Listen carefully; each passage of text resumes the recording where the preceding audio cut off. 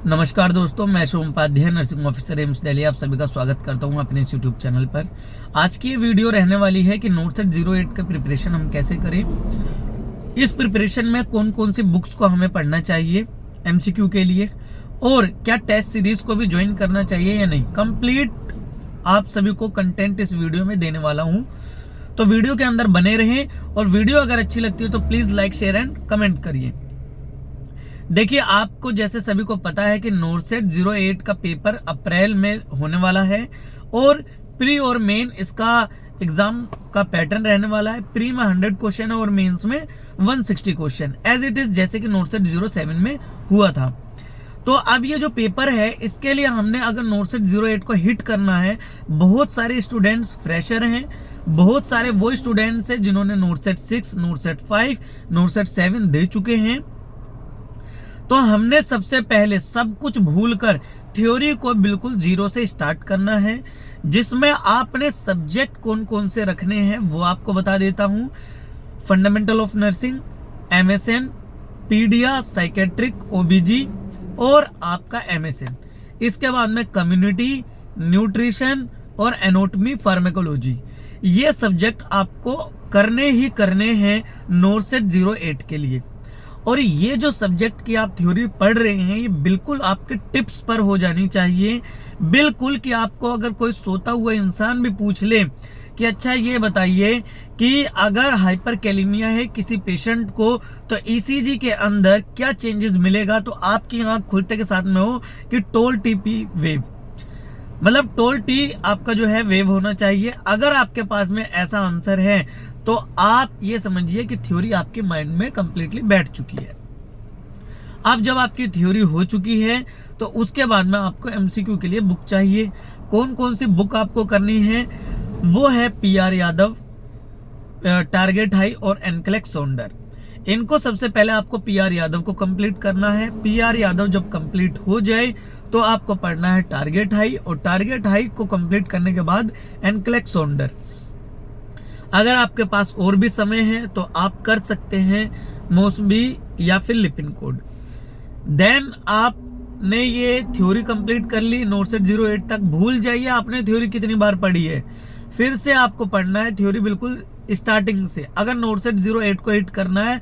और आप ये नहीं चाहते हैं कि हर बार की तरह एक एक दो दो नंबर से ये वाला भी नोटसेट आपका रह जाए।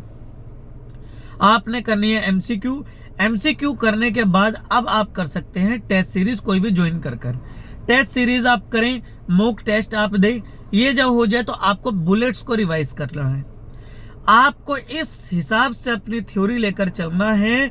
सामने आपको रखना है पेपर नोटसेट 08 का अप्रैल, और अभी जब आपने तैयारी स्टार्ट कर दी है, इस हिसाब से आपको तैयारी करनी है। कम से कम 2 बार आप थ्योरी को रिवाइज कर लें और एक बार इन कंप्लीट तीनों बुक्स के एमसीक्यूज को कर लें।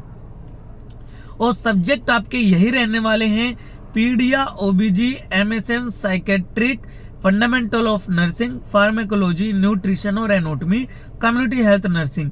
इन सब्जेक्ट की थ्योरीज को आपको अच्छी तरीके से कर लेना है। जब ये सारी चीजें हो जाएं, आपने 2 बार थ्योरी को रिवाइज कर लिया, एक बार इनको पढ़ लिया, और टेस्ट सीरीज को भी आपने कर लिया, देन आप पूरी तरीके से श्योर हो जाएंगे नोटसेट 08 को क्रैक करने के लिए।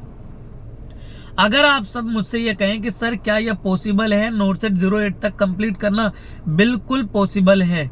ये सारे जो रैंकर बन रहे हैं स्टूडेंट्स या जो भी सेलेक्ट हो रहे हैं, वो सारी चीजें कर रहे हैं। कोई नया मतलब ऐसा नहीं होता है कि आप सब बहुत ज्यादा कर रहा है। बस ये है कि किसी इंसान को समय ज्यादा लग जाता है और किसी इंसान को समय थोड़ा कम, इन टारगेट्स को अचीव करने के लिए।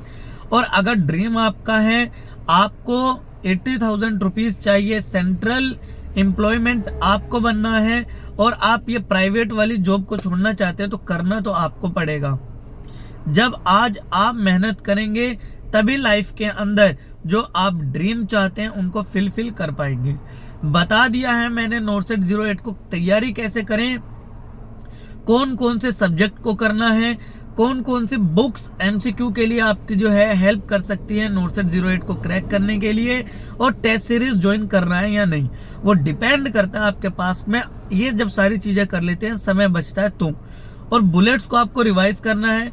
थ्योरी जितनी ज़्यादा आप रिवाइज कर पाए वही आपके लिए एक रामबाण तरीका है इस पेपर को हिट करने के लिए। तो मैं एक ही बात कहूंगा जाते जाते, एक लाइन फिर से कि रख हौसला वो मंजर भी आएगा, प्यासे के पास चलकर समुंदर भी आएगा, और थक कर न बैठ ए मंजिल के मुसाफिर, मंजिल भी मिलेगी और मिलने का मजा भी आएगा। चलते रहना है डेली, कंसिस्टेंसी, पॉजिटिव माइंडसेट और डेली टारगेट को देखकर आपको ये तय करना है कि कितना आप नोटसेट 08 के लिए एक दिन के अंदर आप अपना कारवा तय कर रहे हैं। आपके कोई किसी से फाइट नहीं करना, आपकी किसी से कोई कंपटीशन नहीं है, आपका कंपटीशन खुद से है कि नोटसेट 08 को आपको लेना ही है, चाहे कुछ भी इसके लिए आपको करना पड़ जाए। और मैं एक ही बात कहूँगा कि अगर इंसान ठान ले तो सब कुछ कर सकता है, और अगर वो ना ठाने तो कुछ भी नहीं। दशरथ मांझी थे, उनके सामने इतना बड़ा पहाड़ था, लोगों ने कहा तू पागल है, तू नहीं कर सकता, इस पहाड़ को नहीं तोड़ सकता, इतना बड़ा पहाड़ है। लेकिन उस व्यक्ति ने ठाना, और ठानने के बाद डेली उस पहाड़ के अंदर हथौड़े को लेकर हिट करता रहा, और एक दिन उसके पहाड़ के बीच में से एक रास्ता क्रिएट कर दिया।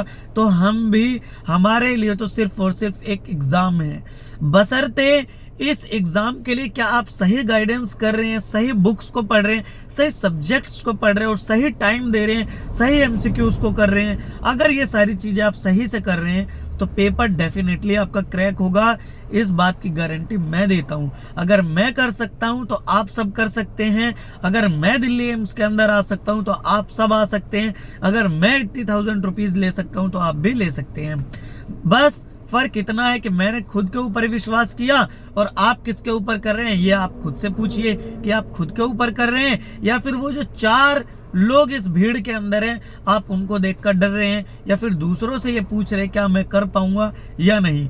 वीडियो को यहीं पर ही रोक रहा हूं, नेक्स्ट फिर से इस वीडियो के अंदर आपको नए कंटेंट के साथ में मिलूंगा। तब तक आप सभी अपना प्यार देते रहें, कमेंट्स करते रहें, वीडियो कैसी लगती है लाइक शेयर एंड करते रहें। धन्यवाद।